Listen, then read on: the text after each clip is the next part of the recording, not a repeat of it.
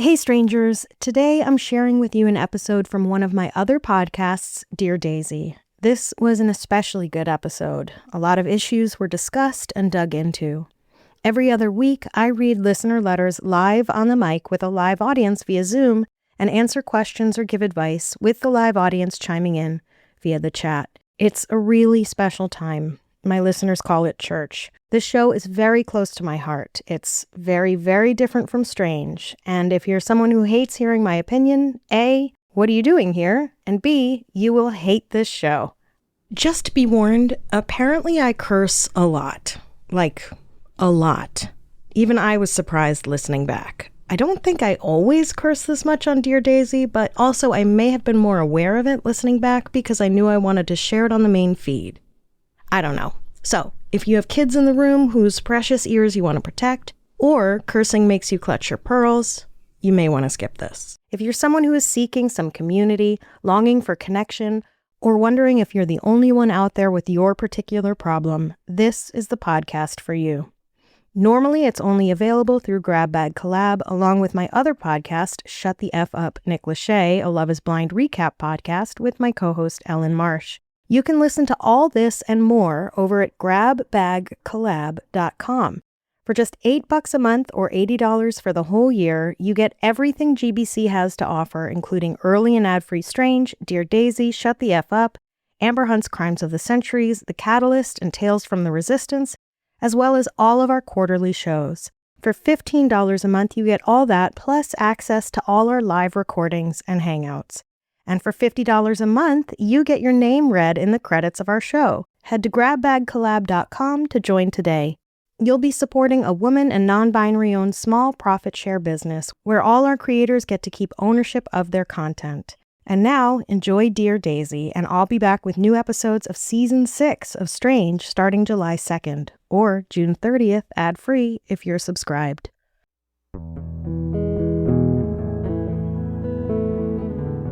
Hello, everyone, and welcome to Dear Daisy, a podcast about secrets. I am Daisy. We have a few new people in the live audience today. Welcome, Stephanie. So I just got back from Maine yesterday, where I was on a writing retreat, it was the third time I went to this particular retreat. Oh, God, I just love it so much.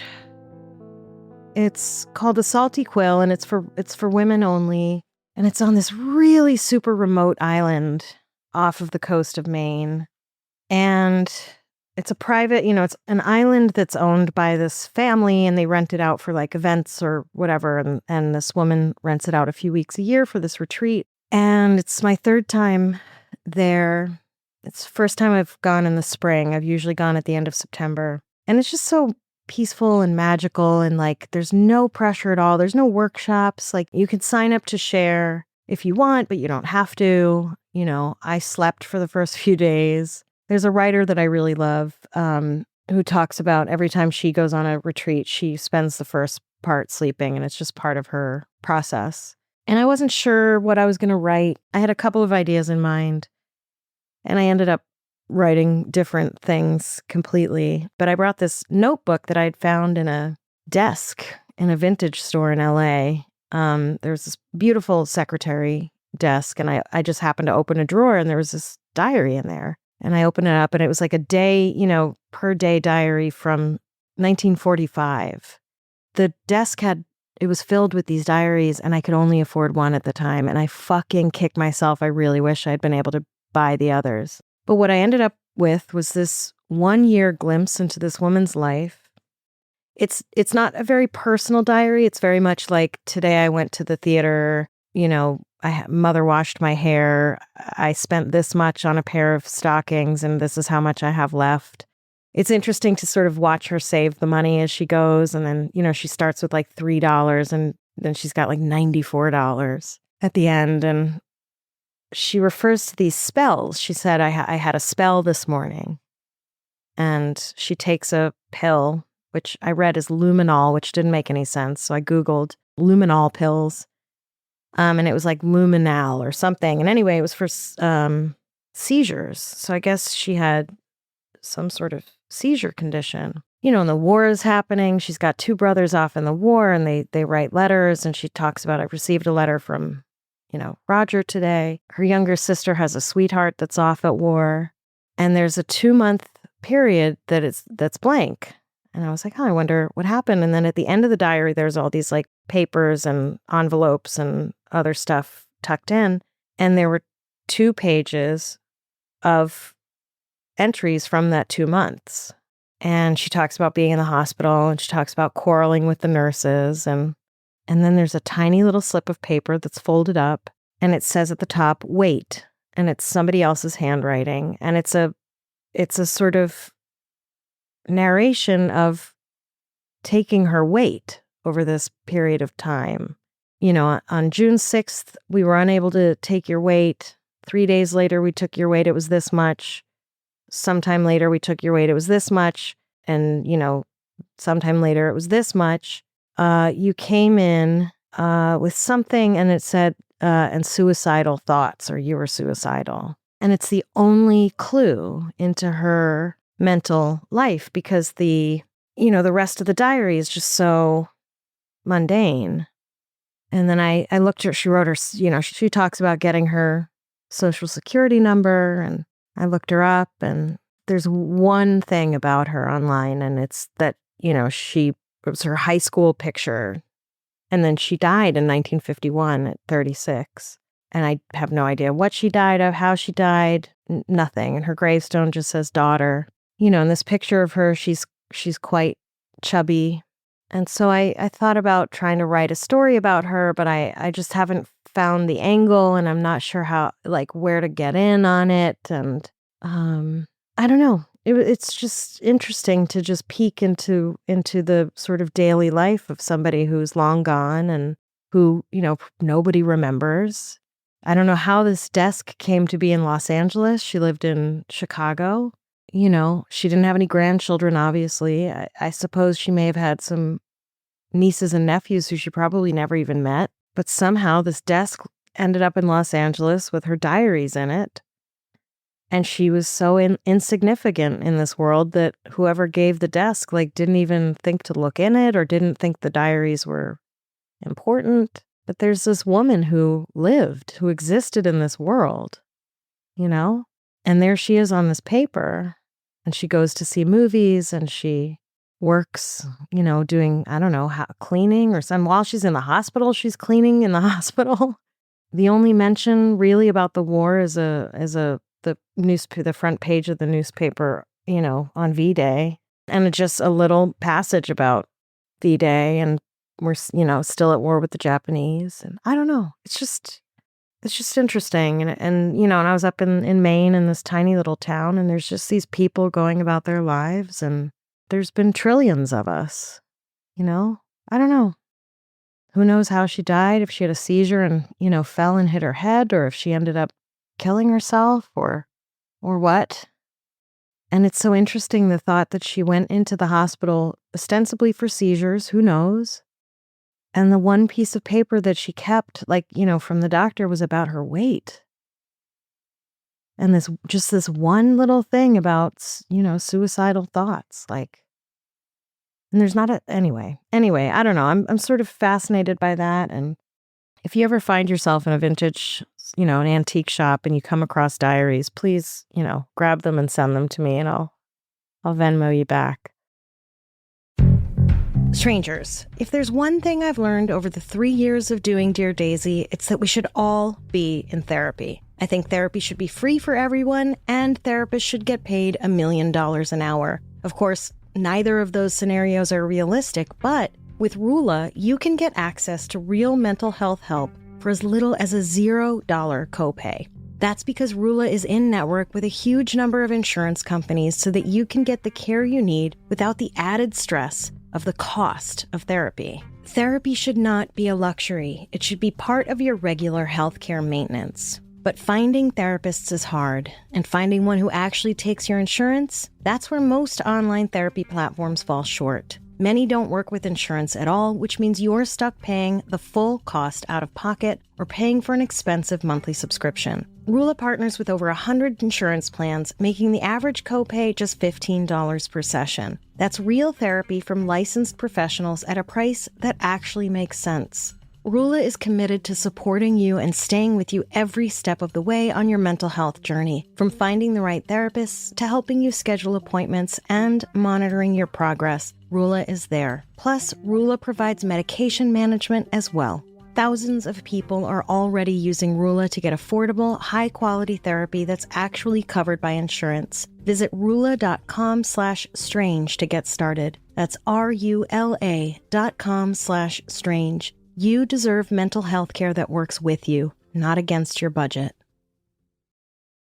Anyway, I ended up not writing about her. My friends and I are writing a musical based on one of the episodes I did on Strange. And I ended up writing 2 scenes for that, which were very silly and fun and goofy and just a fun time.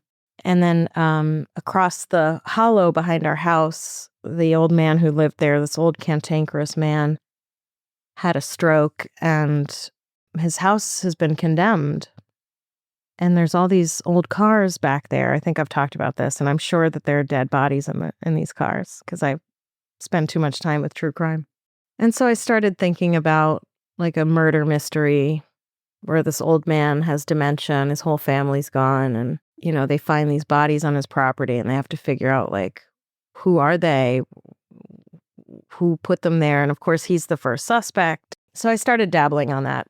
And then we were supposed to leave on Saturday, and then the weather was coming in, so we were all leaving on Friday instead, and I was going to surprise Kurt by showing up at the theater after his show on Saturday night rather. But instead, I woke up the last day, I guess it was the last day, at 6 a.m. with a blinding pain in my head. Blinding.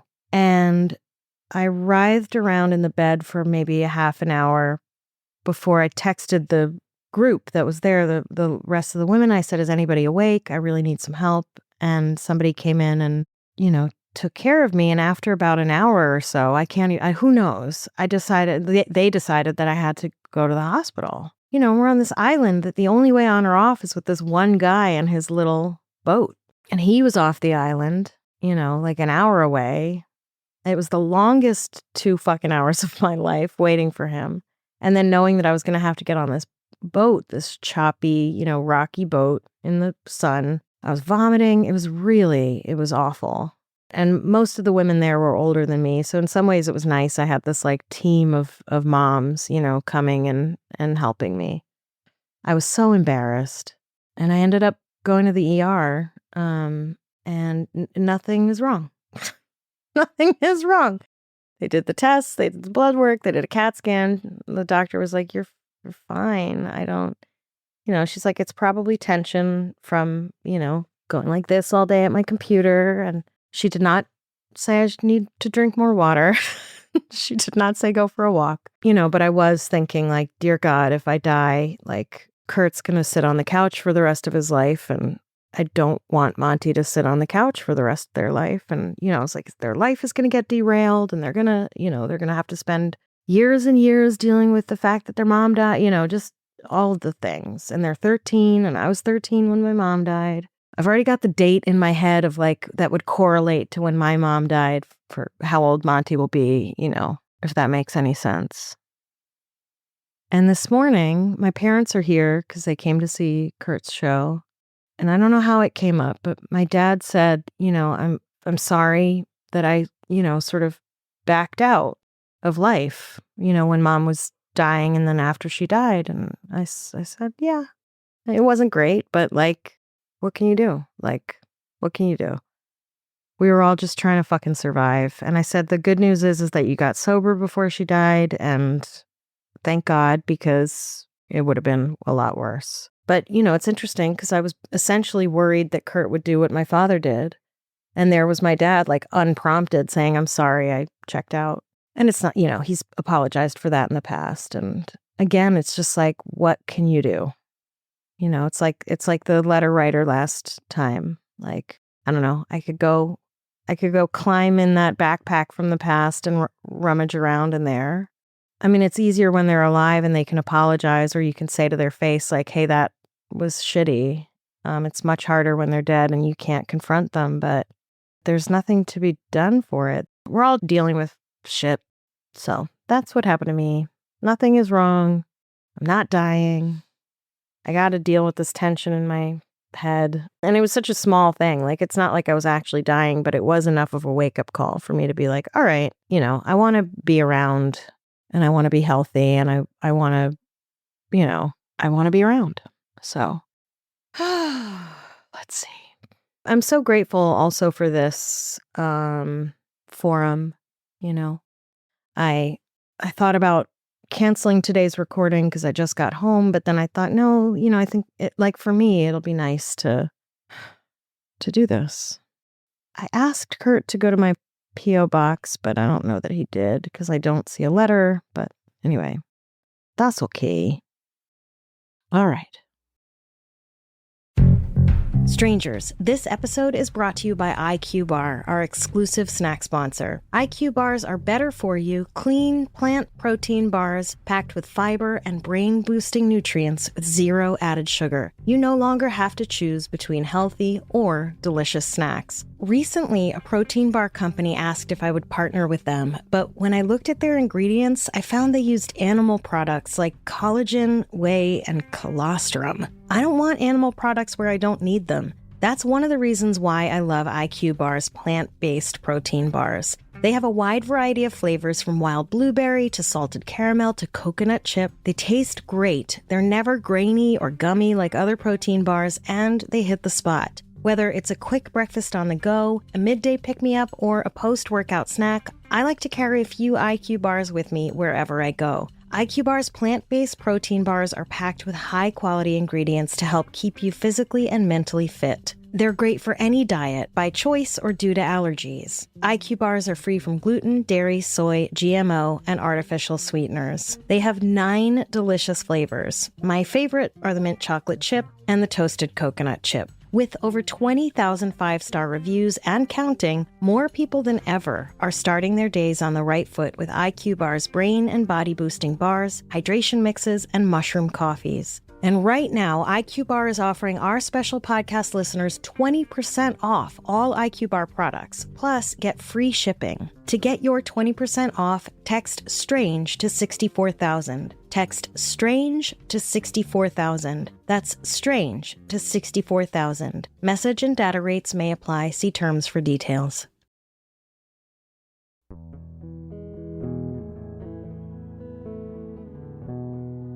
Dear Daisy, trigger warning, sexual assault. So I finally decided to take the plunge and write to you. I've had the shittiest couple of years, divorce after 26 years together, 18 married, selling the family home for less than we paid for it. Oof, it's a long fucking story. Turning 50 and finding a new home for me and my 18-year-old daughter and doggo. Anyway, all of that's behind me, and we've been in our new flat for 6 months, and she's doing her A-levels. We're in the UK, so this may not make much sense. So in theory, things should be settling down for me, but they're not. I'm having the biggest case of hating who I am. Been having some big arguments with my daughter and feel like I'm failing her all the time. I've had drama at work too. Mostly I think it's not my fault, but I'm starting to think that if you think everyone's an arse, maybe it's you who's an arse. I've been in therapy before, marriage counseling, and also lots of SA at my church when I was 13. Well, I'm so angry and I don't know why. I have literal road rage over absolutely nothing and I'm ridiculous, but I can't seem to stop. Also think that I've never been in love and I'm 51. I feel like I've wasted my life, but I'm not sure how to start living it. I don't want to be alone, but I don't like men at all. I also feel completely invisible most of the time to everyone. I know this is classic perimenopause, and I am on HRT, but I just need to get myself out of this self-hatred.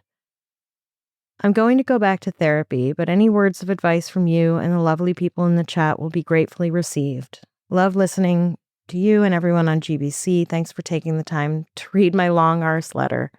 Sue. Thank you, Sue. I mean, the first thing I thought when you said rage was perimenopause. You've been through a lot, and I think you're allowed to be angry. I mean, we're all allowed to be angry.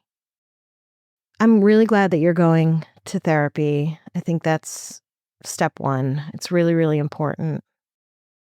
I think we all feel like we're failing our children all the time, no matter what. I don't know a parent who's like, man, I'm fucking nailing it.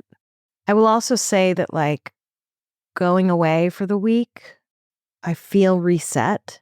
And it reminds me of how important it is to have that space. There was somebody else on the retreat who said, that around Christmas time, her husband is like, you need to go back to Salty Quill. Like, your shoulders are up at your ears. So I think it is important to have some place to sort of reset once in a while. We haven't taken a vacation since 2020, and that was fraught and not very pleasant. I mean, it was fine. It was okay.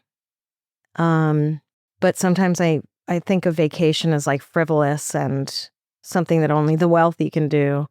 But it is really important. And I know that most of us can't afford it. I can't afford it. I put it on my credit card. I don't know. She was like, wow, you paid me so quick. I was like, well, the bank's not going to be paid so quick when they come asking for it. And it's hard right now because everything is really expensive. But it is important to find time and space to reset. Sometimes I'll hear myself, and this was on the drive back, I was like, what the fuck are you doing? To somebody in a car, go, whatever it was. And then I was like, okay. And I say out loud, okay, Daisy, you don't have to do that. It's okay. It's okay. I was thinking about that on the drive down, about writing a book that's just called It's Okay.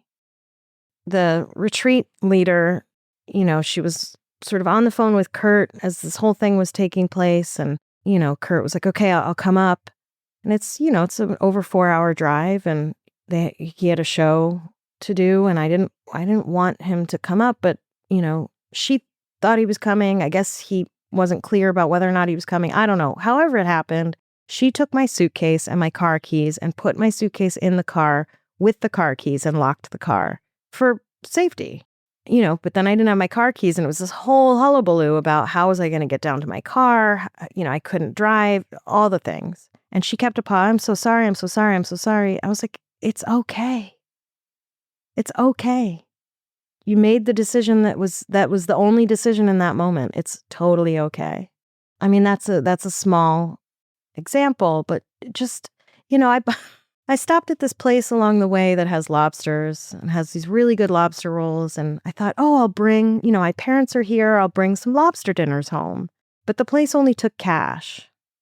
And so I found a place further down, and I was like, these are even less, there's $5 cheaper. And then I realized after I paid for them that that's because they were alive and we had to kill them. And I've got these lobsters in my car, and I texted Jordan because Jordan loves lobster. And I said, I bought these lobsters, and now I realize, like, we have to murder them. Poor Kurt. Like, I just wanted to bring him a nice lobster dinner, and now I've made him a serial murderer. And, and Jordan was like, it's okay. They're the cockroaches of the sea. And I was like, ew, well, now I really don't want to eat them. And she's like, fuck off. Just like, it's okay. Like, eat the lobster. And I took a picture of Monty holding this lobster, alive. And this lobster was feisty, man. He tried to smack Monty in the face with its tail. And Jordan was like, see how happy your kid is? Like, just eat the fucking lobster. And that's another instance of me just like looking for the problem and looking for the issue and just eat the banana, just have the coffee, go to Starbucks, like I have to order my medicine through Amazon because it's cheaper and I feel awful about it, but it's okay. It's okay. And this is just to say, like, the little shit, the people getting in your way on the road, it's okay. And I think we have to retrain ourselves sometimes to just take a deep breath and be like, this thing is not a thing I have to be upset about. This person cutting me off on the road, it's their fucking issue. Maybe somebody's dying in their backseat. It's their issue. And getting your butthole all tensed about it and yelling, you fucking arse, is not going to do anybody any good. We think like, oh, it's good to just like express the rage. Sure. But also you could just be like, okay, you needed to get ahead of me in that moment. You needed to drive that fast. You need to be looking at your phone when the light turns green. Like, it's okay. We're all going to get there. And show me a mother and daughter who haven't fought, and I'll show you their avatars, their AI. They don't exist. I didn't get the luxury of fighting with my mom, really. Not over any real significant thing. And that's not to say like, you're lucky, I just mean like, it's supposed to be like that. It's supposed to be like that. And you, I'm sure, have unresolved trauma from when you were your daughter's age. I mean, obviously you do. And I think there are resentments that we put on our children, expectations that we put on our children that we don't recognize. There was a couple years ago, Monty gave me some sass over something, and I thought to myself, oh my God, I wouldn't be able to have a daughter. Like my own unresolved trauma, I think would make me a bad mother to a daughter. My own shit of being bullied when I was little, or feeling left out, or not being pretty enough, or not having the nice clothes or whatever would all come up. And I'm sure there would be this internal Greek fucking tragedy of me fighting with my daughter because it's bringing all my own shit up. And I'd like to think that I'd be therapized enough to recognize it, but who knows? But this is an opportunity that's showing you things that you need to work on. You are failing your daughter, and also you're not failing your daughter. There's no way to not. There is no way to not. I was thinking about times where Monty has really been dramatic over something that's not a big deal, and I've just sort of been like, really, bro? And then I think, oh, I've really failed Monty.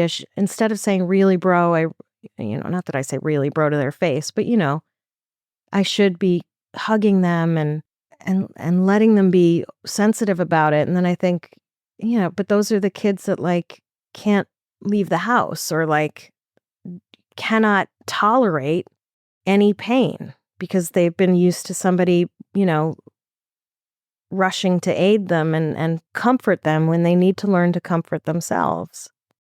But it feels like you're failing them. And maybe you are, again, we're failing our children all the time. But there's no way to parent without failing your children. There's no way to do it. And they're going to feel let down. It's all part of it. And in terms of hating who you are, I love you. And I don't even know you. And I think it's okay. It's okay to hate who you are. As long as you recognize that you're hating who you are, and you're, recognizing that it's something that you want to work on. And I think hating ourselves is just our version of seeing flaws. And that gives us an opportunity to grow and change and work on the things that we want to be better or different. Recognizing things about ourselves that we don't like and that we want to fix.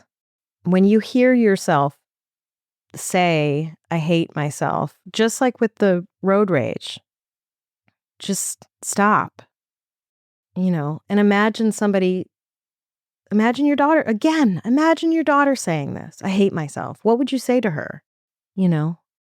Imagine you are your own mother, not your mother, but you as your mother. And say, I hate myself, and imagine what you as your mother would say. Whatever flaws you think you have, or character defects that you think you have, we all have them.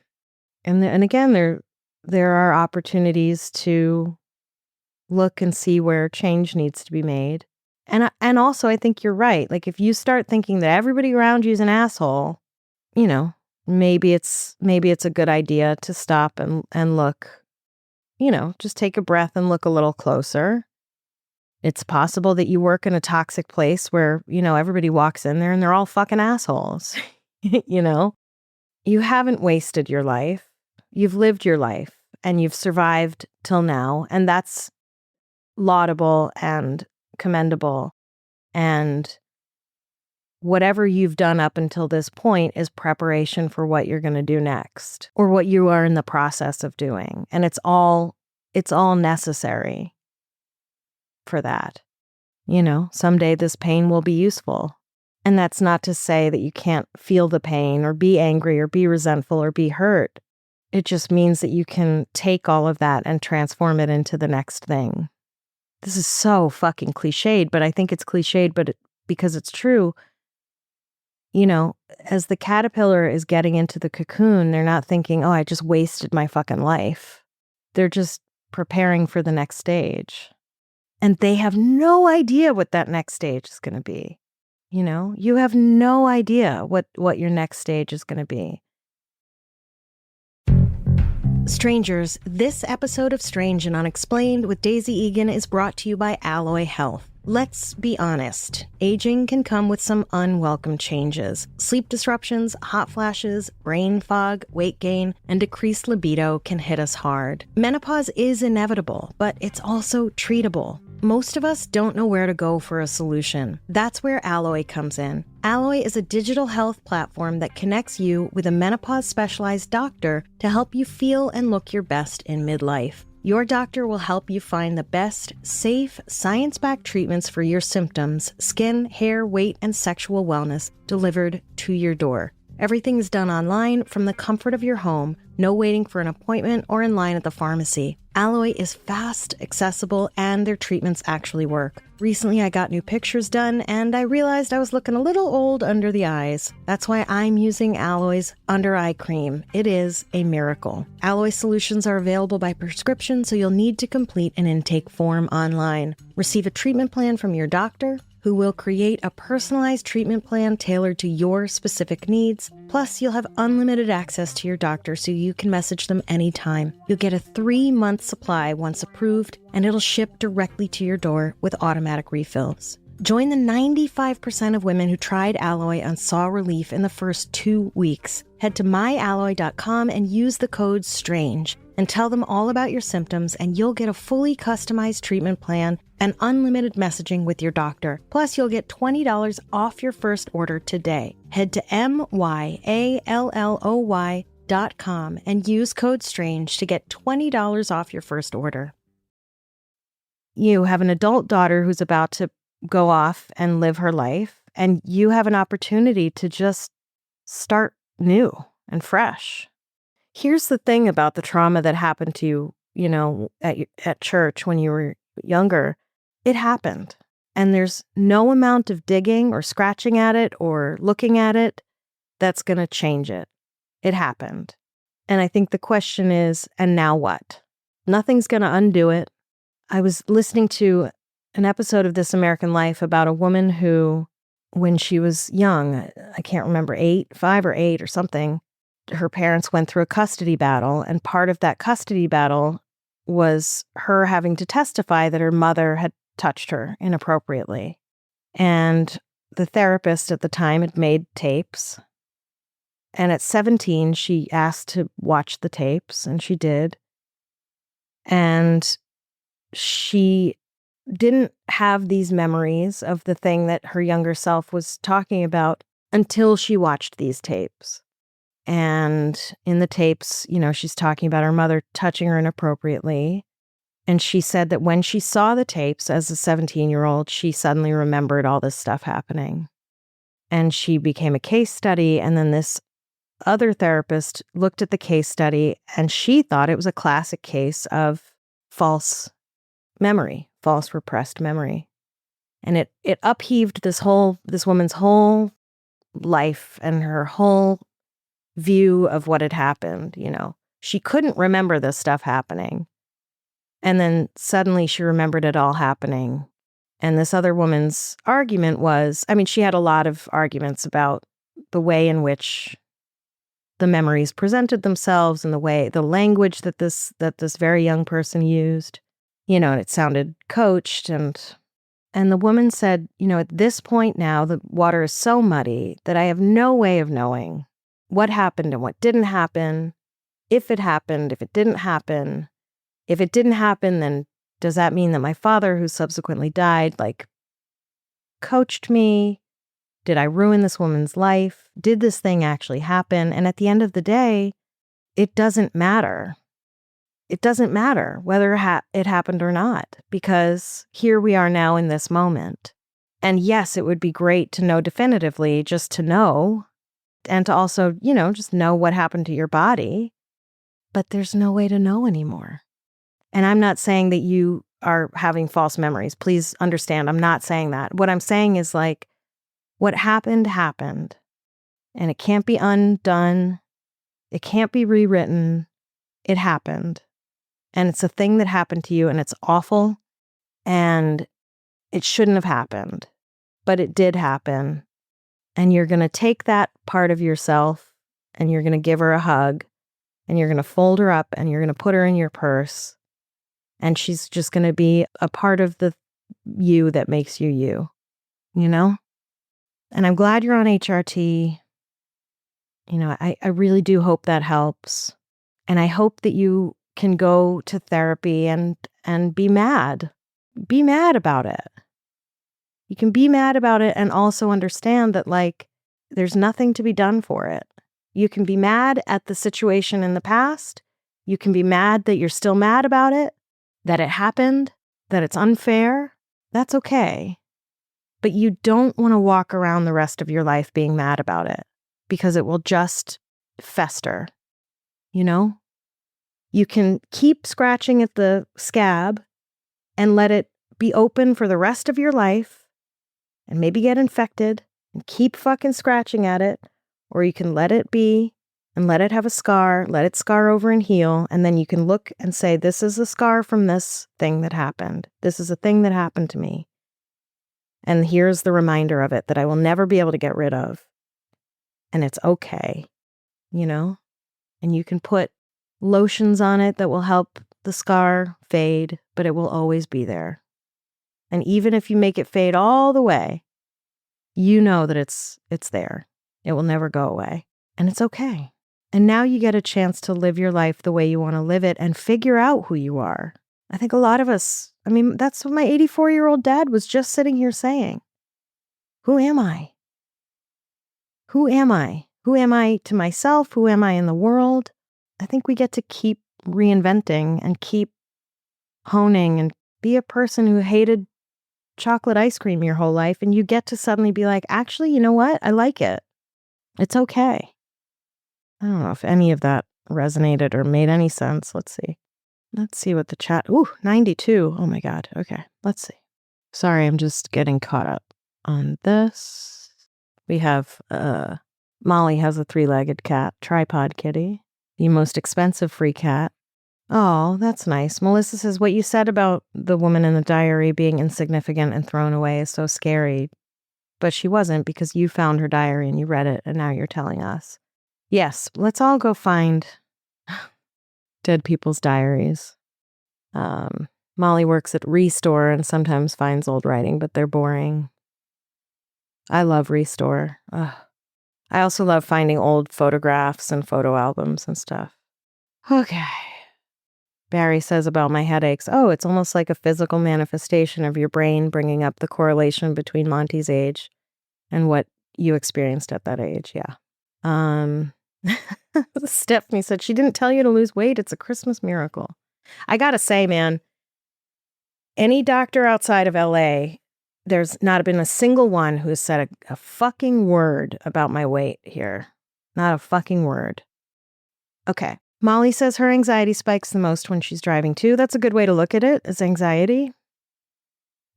Chris says therapy will be important, and truly being honest with yourself and giving yourself space for your feelings will go a long way to figuring out what you want for your life. Yep. Melissa says, amen. I told my kid this the first time being a parent. I know I will make mistakes. My kid responded that it was their first time being a kid. Yeah. It helps that my child is 18 and grown up a lot in the first year of college. Ash says, speak for yourself. I'm fucking nailing it. This is a joke. I have hella anxiety about parenting and how I'm failing. Chris says, we are awesome over here. We have a plaque and everything for foster parents of the year. Ash says, I would have stopped. I've only eaten a lobster roll for myself and not told my family. Oh, yes, I would have done that. I should have done that. I should have just had a lobster roll and called it a day. No, it was nice. Ashton says you can't pour from an empty cup. Eventually you need to rest or else your body will make you rest. Yes, it's really true. Yeah, as much as we joke about like, have you rested? Like it is actually really, really important. Christy says, this is something I struggle with so much. I'm working on it in therapy. I'm good about making sure others in our family are taken care of, but I don't do that for myself. Then in January, my body fell apart. Yeah. And became a bigger mess than it was already. I mean, that's also a really great point, right? Like with your car, like if you ignore the maintenance sign, if you take it in when the maintenance sign comes on and get it fixed, right? It'll be $300 fix, right? But if you let it go, then it's going to affect the next thing and the next thing and the next thing and the next thing. And then the car is broken down and you can't fucking drive it anymore. So you do really have to do your maintenance on yourself and take your breaks and reset. Apparently, Ashley says, as Nirvana said, it's okay to eat fish because they don't have any feelings. And then Joanna says, not to compare Kurt Cobain to David Foster Wallace, ew. But David Foster Wallace did write a smashing essay called Consider the Lobster, which is kind of all about their feelings. Ruined seafood for me forever. Yeah, I still eat fish, but now I feel guilty. Yeah, I won't read that. Courtney says, I have to remind myself they can't hear me anyway. Oh, the people in the other cars. Yeah. I want to make an electronic sign where I can type out how dumb I think they are so they can, quote unquote, hear me. Yeah, that's fun until you get shot in the head for it. You know what I mean? Listen, I want to take a little pause right here to say, I want to talk about rage and outward expressions of rage and telling people what we think about them and etc. Because I was also thinking about this a lot over the break. And there's somebody in this live right now, and he knows who he is, who has continued to comment on people's posts with shade. Oh, actually, he's not here anymore. I don't know where he went. We'll take the rage bait and bite. I saw a piece about how Billie Eilish, I don't know, spent some millions of dollars to provide vegan meals for homeless, unsheltered, unhomed people, whatever, people living on the streets. And the headline or subheadline said that she had come under fire for saying people who you can't love animals and eat them. And I thought, come under fire? For what? She's not a policymaker. She's not a lawmaker. She wasn't saying people who say they love animals should legally not be allowed to eat them. She was just saying a thing, an opinion. Why is she coming under fire? It's so bizarre to me. It's such a harmless thing to say. Unless I'm missing something, it's such a harmless thing to say. People who love animals shouldn't eat them. I disagree because I'm an asshole who can't stop eating meat. I disagree with her. Great. Who cares? Let her have her opinion. I saw this post. Some fucking man wrote like women under some age shouldn't be wearing kitten heels at events or outs or whatever. And all this rage bait. And I'm like, all you just did was boost his profile. That's all you did. You know, somebody posted a picture of a frog and was like, if this post gets more likes than the original post, it means the original post sucked. And, you know, it did. And that was funny. But what are you doing? When you go in a comment and say, fuck you, I hate this, you're stupid, I disagree. What are you doing? Nobody cares. That person's not going to see your comment and be like, oh, you know what? That commenter's right. That's not going to happen. You know, I saw a post a doctor made about a thing that happened when she was in residency, you know, that was a lesson in racism. And she was sharing this story to talk about racism in the medical field. You know, and there were comments from Black people that were sort of like, here's what you missed. And the original poster was like, oh, that's a great point, valid point. That's one thing to be like, here's what you missed in this, right? Because that's a conversation. But to be like, fuck you, lady. Like, somebody left a comment on Strange and Unexplained that was like, why does she have to give her opinion on everything?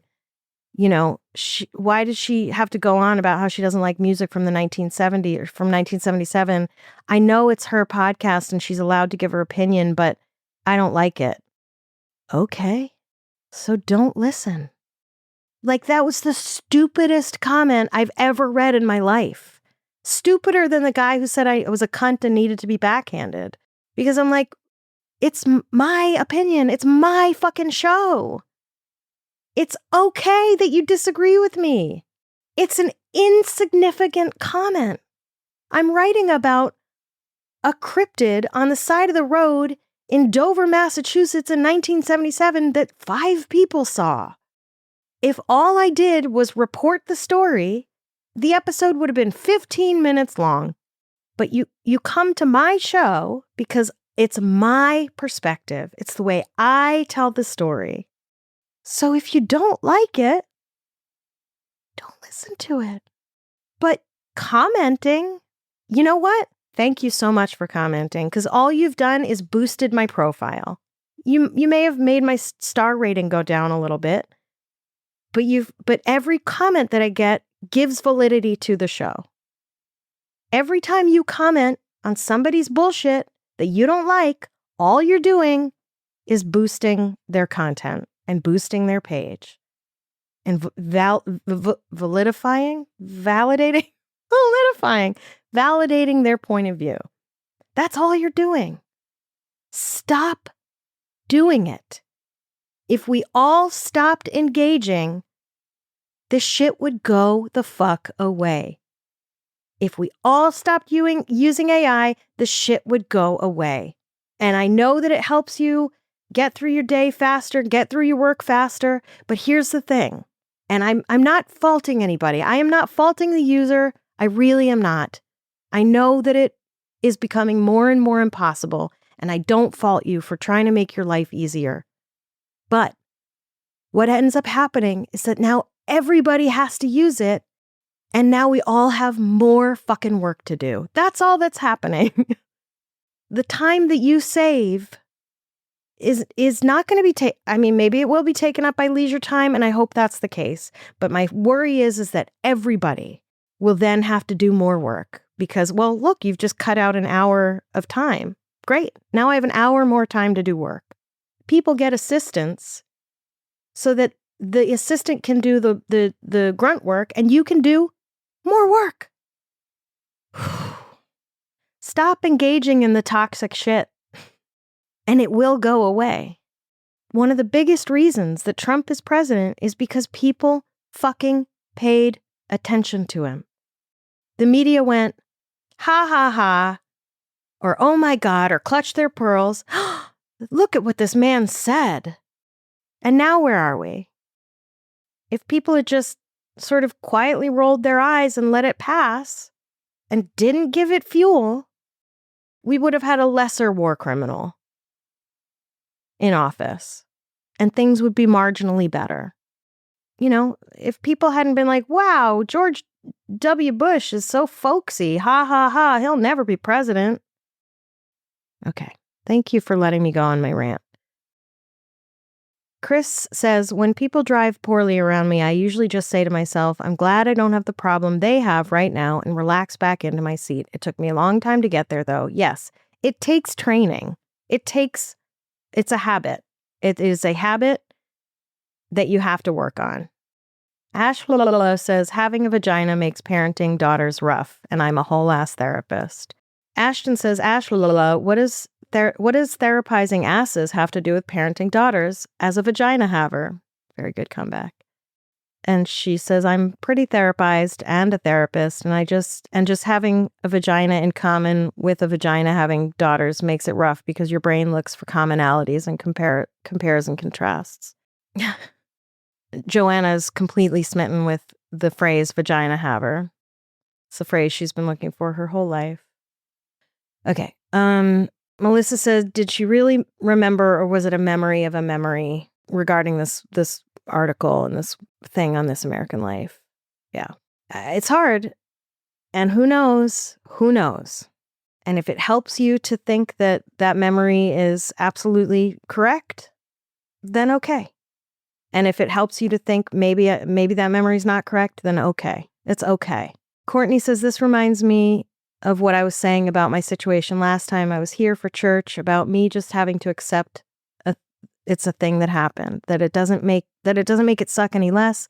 It's something you heal and grow from. Yeah. Yeah. Courtney says, not to center myself at all, just reminds me of my own thought process. That's okay. We're allowed to do that. Yeah. Ash Lola says, you're good. Most of our job in the chat is to center ourselves. Yeah. I mean, we're all here to be like, your experience is not unique, and we've all had I've had this experience too. Ash Lola says, all of you will be glad to know that I recommend that parent clients do things and handle things a certain way, but 50% of the time or more, I don't parent the way I recommend. Yeah. I often catch myself doing the wrong thing and having to laugh about how hard it is to parent right. Yeah, I mean, you got to remember that all of us are fucking up constantly. Ashton says, I know dogs aren't the same as children, but TBH, having Ruthie is what solidified my not wanting to have kids, because I learned that I don't have the patience to parent the way I want to. Yeah. I wouldn't want to be a parent who yells when they're overwhelmed and overstimulated, and I don't trust that it would happen. Hard same. I mean, I am a parent and I do those things.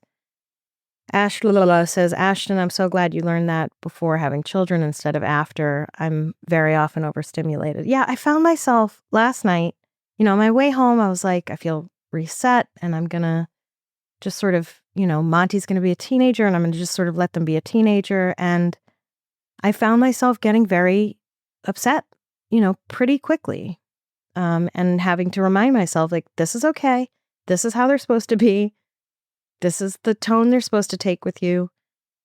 This is all just part of their growing process, and they're using this tone with you because they want to establish their independence, and they want to establish whatever. It's okay. This is all part of the process. It actually has nothing to do with me. And I can also say to them, I don't speak to me in that tone. This is going to be the only letter today because there's a lot of comments and we're all digging in really hard. Erica says, my mom and I hardly communicated in my teens from my teen angst and hurt feelings. It wasn't until my mid-20s, after some time of living completely on my own and losing my maternal grandmother, who was a second mom to me, for me to really appreciate everything my mom did for me. We slowly began making changes in our relationship, and she became my best friend. I could not imagine not talking to her a bajillion times a day, and we now live together after many years of being on our own. And it's so fun, and I wouldn't change a thing because it all needed to happen to get there. And Chris says, and now she is mom to all of us. Yeah. Christy says, okay, this has me crying. I love you and Mama Lupe so much. I know the struggles we've been through with Em. There were times last year when I thought we lost our kid, and it felt hopeless. The kid is doing so amazing now. We all had a lot of therapy, and we were so close, and we were working on rebuilding trust. And she talks to me about everything, asks for help and advice about things. It's been a hard journey, but I love that kid so much, and I'm thankful for healing that's taking place. Yeah, I mean, my own relationship with my stepmother, I think in some ways mirrors, like a bio mom relationship. We were close in the beginning, as I would have been as a baby, right? And then we really struggled for a while in a big, big, big way that seemed irreversible. It really did seem irreversible. And I've just had to make the choice to move past it and, and come back around. And I think, in some ways, it, like I said, it mirrors sort of a bio relationship in the cycles of it, I had to make a conscious choice to let it go and work on it and come back to it. For whatever reasons, I decided to do that, Erica says, I love hearing this, Christy. I know Em was having a hard time, but to hear that she is thriving is amazing. You and Chris are such amazing parents, and she's lucky to have you both. And they all have a lot of aunties and uncles. That's true. Wendy says, I had a doctor that was, quote, so good. She told me to lose weight and yelled at me on her way out the door to quit smoking. I hadn't smoked in years at that point. Ugh, thanks for listening, lady. Boy. Melissa says, regarding road rage, I live in Texas, and no lie, a guy shot another guy on the freeway a few years ago, and the guy who was shot chased the other car down while bleeding in his own car with his own gun to try to shoot him. Yeah, you don't know who you're dealing with, and so don't. Nope. And then I feel like you just need to carry that over to the internet and just be like, I don't know who I'm dealing with. And also, would I say this in person to this person? Probably not. Joanna says, because I think about Billie Eilish, because she also has a platform, I think, so she just alienated everyone who can't achieve that level of, I guess so, but like, you don't have to be alienated. Like, that's her bullshit. You know what I mean? Great, good for you. I'm so glad that you are able to not eat meat. You probably have a private fucking chef who makes you incredible vegan meals, and you don't have to think about it, and that's great for you. But that's just your opinion. I don't have to feel alienated by that. I can just be like, cool, man. I mean, I'm not I don't care about her music one way or the other, so. Wendy says, I don't eat meat, but I feed it to my husband, to each their own. Ashla says, I'm an asshole who doesn't want to stop eating meat, and somehow I don't feel guilty at all. Melissa says, I can't give up meat even though I know it would help the planet. Yeah. So I do my shopping by thrifting. Denim takes so much water to make. I feel like, so listen, that's a really great point, Melissa. And that's something that I really want us to all remember, because I do this too. I'm like, I have to do everything right. I have to, I don't. But I feel guilty because I don't do everything right. I feel guilty because sometimes I eat bacon. I feel guilty because sometimes I eat meat, whatever it is. And I have to remember that like 90% of my wardrobe comes from thrifting. Last night we ate salad that came from my garden. The lettuce came from my garden. Like I am doing the things. I haven't shopped in Target in I don't know how. Like, you can do the things that you can do and be okay about it. And don't fucking, feel shitty about everything. All right. Courtney says, I don't think women should wear kitten heels, period, but that's because I think they're ugly. But I'm not going to tell them that because it's not my business. Exactly. And also, like, who the fuck are you, dude? You wear some fucking 4-inch heels and then tell women what they should and shouldn't wear. Fuck off. And also, it just feels really good to be in a place in my life where I do not care what a man thinks about how I look. I do not fucking. Good for you. Good for you, sir. Courtney says, I don't get it either. Really, I just don't understand the benefit of being a 1/4 inch higher off the ground. Yeah, I mean, they're not cute, but who cares? Ashton says, as a society, we have lost impulse control and distress tolerance. Yes, Americans collectively believe we have the right to exist without ever feeling uncomfortable. It happens on all sides. 100%. Chris says, we have lost the ability to move on and go about our lives. The world would be a lot better if we could get back to that place. Melissa says, we also think we have to share every thought in our head. Every thought is 100% right and valid. Sometimes the thoughts need to stay inside. Thank you. Say it louder for the people in the back. Sometimes the thoughts need to stay inside. Melissa says, regarding AI, I have to tell you all, they are starting to the process of making AI prohibitively expensive. Great. It's what we knew would happen. They reeled companies in by giving it away almost, and now they are charging for it. My husband's company's AI cost just exploded, and now the AI they use is more expensive than the people they laid off. Boo-hoo, so sorry for you. Great, good. They're fucking digging their own fucking holes. Courtney says, okay, but hear me out. If we don't, then how do we call people out without boosting their stuff? Not AI bots, but real people. Yeah, Joanna says the difference is between keyboard warriors and real life activism. Courtney, they're not going to care what you say. You're not calling them out. You're just going la la la la la into the cacophony of la la la la la. You call them out by stopping. That's it. That's how you call them out. I'm calling out Target by not shopping there. Jeff Bezos is now starting to whistle a different tune about how people shouldn't have to pay taxes if they make less than $125,000 a year. That didn't happen out of the goodness of his heart. And you know what? It didn't even happen from people yelling at him. It happened from people stopping shopping at Amazon. That's how that happens. He doesn't give a shit. You could yell at him till your face turns purple. He doesn't fucking care. What you do is you yell at the other people and you say, let's all do this together. You don't yell at them. You say, hey, let's go. Let's all do this together. And then his fucking numbers start to go down and he goes, wait a minute, what happened? And he goes to his team and he says, what's happening? And they say, well, people don't like you because of these reasons. And he goes, ooh, I need to do a PR thing. What's the best thing I can do to get the plebes back in line? Well, why don't you say that they shouldn't have to pay taxes? That's it. When what's-his-face from Sword and Scale said that horrible thing about a rape gone wrong, I just stopped listening. And, maybe you can put a post on your own thing that says, like, here's why I'm not doing this thing. Here's why I disagree with this stance. Here's why I don't shop at Amazon. Yeah, Melissa says if people stopped listening to Trump, he would wither and die. He needs attention. He's like Tinkerbell. Yeah. Joanna says, Trump as Tinkerbell. I love it. I love this. We should make little, Tinkerbell with Trump's head on it. Wendy says, I admire people who can have their moms live with them. I could not. There would be a homicide. I mean, same here. Ash says, it's okay to feel annoyed and angry. You don't have to stop feeling that. Just don't let it control your brain and try to release it after it's done. Correct. Yeah. Chris says, annoyed and angry is just a feeling and a new feeling will come soon. And again, I talked about this before, like even things that feel huge, in a few months, they're going to go away. The thing with the summer camp last year, like I barely, it's barely a ding in my head. Episode title, sometimes the thoughts need to stay inside, but the subtitle needs to be validifying. Yeah, man. I hope any of that was helpful. I hope that was helpful in general. When I come off of these weeks, I think like I'm going to eat right and I'm going to get up at 6 a.m. and I'm going to meditate every morning and I'm going to just drink tea and I'm going to eat, spinach and make salads with spinach and strawberries and goat cheese. Like,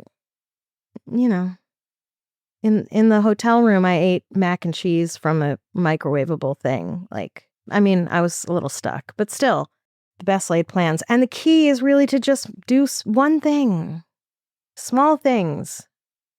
I will also say I bought this device that locks my apps and I highly fucking recommend it. I highly recommend it. There's multiple kinds. I got the one that's just called Locked or something. I cannot tell you. I locked my phone over the week and I meant to leave the thing in the car. Thank God I didn't because I would have ended up fucked.